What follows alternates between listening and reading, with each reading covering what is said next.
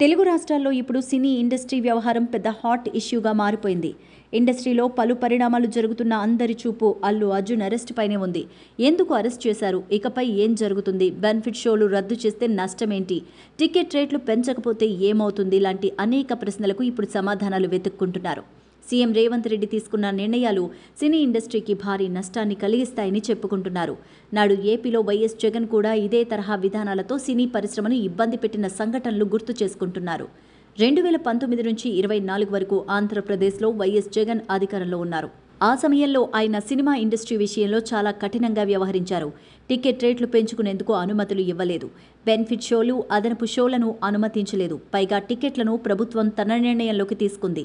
Cinema పెద్దలను తన ఇంటికి పిలిపించుకుని అవమానించారనే ఆరోపణలు ఉన్నాయి.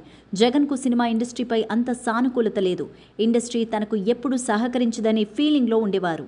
దీంతో సినిమా ఇండస్ట్రీ మొత్తం జగన్ను శత్రువుగానే చూసింది. వైసీపీకి ఇండస్ట్రీకి మధ్య గ్యాప్ అలాగే కంటిన్యూ అవుతూ వచ్చింది.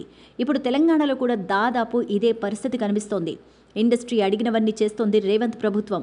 సినిమా టికెట్ల ధరలు పెంచేందుకు అనుమతి ఇచ్చింది. ప్రీమియర్ షోలకు పర్మిషన్ ఇచ్చింది. ఎక్కడా ఎలాంటి ఈవెంట్స్ చేసుకోవాలన్నా అడగగానే అన్నింటికీ ఓకే చేస్తోంది. అయితే నాగార్జునకు చెందిన ఎన్ కన్వెన్షన్ను కూల్చివేసిన తర్వాత సినీ ఇండస్ట్రీలో రేవంత్ రెడ్డి తీరుపై మార్పు వచ్చింది.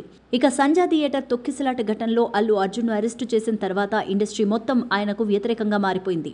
జైలు నుంచి అల్లు అర్జున్ రాగానే ఇండస్ట్రీ ప్రముఖులంతా వెళ్లి పరామర్శించడం, విపక్షాలు ప్రభుత్వానికి వ్యతిరేకంగా పోస్టులు పెట్టడం లాంటివి రేవంత్ సర్కార్కు ఆగ్రహాన్ని తెప్పించాయి.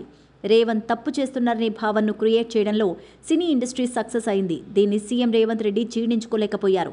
ఒకవైపు సినీ ఇండస్ట్రీకి అడిగినవన్నీ చేస్తున్నా కూడా తమదే తప్పు అంటూ ప్రచారం చేయడాన్ని ఆయన సహించలేకపోయారు.